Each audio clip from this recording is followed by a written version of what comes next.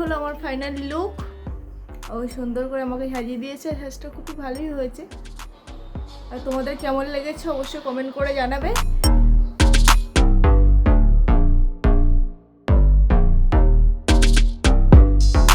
আমার খুব সুন্দর মেকআপ করে দিয়েছে। এখনও ছোট কিন্তু এত ভালো মেকআপ করেছে তো বলতে হবে ও পরবর্তীকালে যদি মেকআপ আর্টিস্টের কাজ শেখে না খুব ভালো মেকআপ করবে।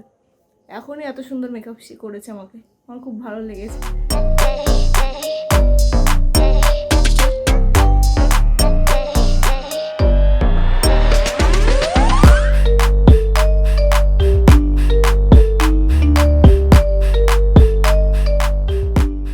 গাইস তোমরা দেখতে পাচ্ছ আমি আবার আগের লুকে ফিরে এসেছি।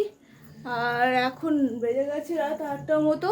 এখন আমাদের বড় মামিদের, এটা হচ্ছে ছোটো মামিদের ঘর, বড় মামিদের ঘরের ওখানে বানানো হচ্ছে চিকেন। সবাই ওখানে বানাচ্ছে, সবাই ওখানে আছে, গল্প গল্প করছে। আমি আর ছোটো এখানে ছিলাম, রিলস বানিয়েছি 3-4টে, তারপরে ব্লগ তো বানিয়েছি, তোমরা দেখতেই পাবে। তো চলো এখন আবার ওই রুমে যাওয়া যাক। আর আবার দেখো রং মেখে হাতের অবস্থা। তারপর আমরা ছোটো মামিদের ঘর দিয়ে চলে এসেছিলাম বড়ো মামিদের ছাদে। আর আজকে ছাদে চিকেন বানানো হচ্ছে একদম উনানের জালে।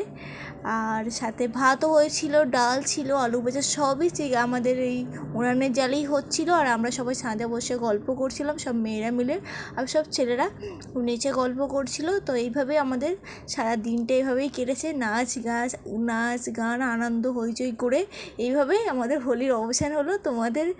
তোমাদের হোলি কেমন কেটেছে অবশ্যই আমাকে কমেন্ট করো।